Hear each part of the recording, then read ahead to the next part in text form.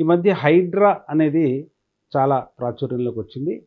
ఈ కాంగ్రెస్ గవర్నమెంట్ వచ్చిన తర్వాత హైడ్రా యొక్క మూల కారణం, మూలం ఆతంది ఏంటి అంటే ఈ యొక్క నాలాలు, చెరువులు వీటిని ఎంక్రోచ్మెంట్ కాకుండా ఎంక్రోచ్మెంట్ అయిన వాటిని కూడా నిర్మూలిస్తూ వాటిని ఒక నాలాలకి సరి అయిన వాటర్ కి దారి కల్పించడం ముఖ్యమైన ధ్యేయం. సో ఆ విధంగా చాలా వరకు పాతకాలంలో ఎక్కడైతే నాలాలు ఉన్నాయో, ఎక్కడైతే చెరువులు ఉన్నాయో వాటిని అసలు కనిపించకుండా కనుమరుగు చేస్తున్నారు. ఒకరు కట్టుకున్నారంటే ఆయన కట్టుకున్నాడు కదా అని ఇంకొకరు కట్టుకోవడం, ఆ తర్వాత ఒకరు వచ్చి దాన్ని లేఅవుట్ చేయడం, ప్లాట్లు అమ్మడం, ఆ చెరువుని అసలు కనబడకుండా బిల్డింగ్లు కట్టేయడం, అటువంటి ఎన్నో జరిగినాయి కొన్ని సంవత్సరాల నుంచి. కానీ ఈ హైడ్రా అనేది ఇంతకు ముందు వేరే పేరు ఉండొచ్చు, కానీ ఈ కాంగ్రెస్ గవర్నమెంట్ లో హైడ్రా అనేది వచ్చి ఈ యొక్క నాలాల పక్కన మరియు ఈ యొక్క చెరువుని చుట్టూ కూడా ఇల్లు కట్టేసుకొని వాళ్ళు చెరువుని అసలు కనుమరుగయ్యేటట్టు చేస్తూ డెవలప్మెంట్ చేశారు. ఇప్పుడు హైదరాబాద్ లో మూసీ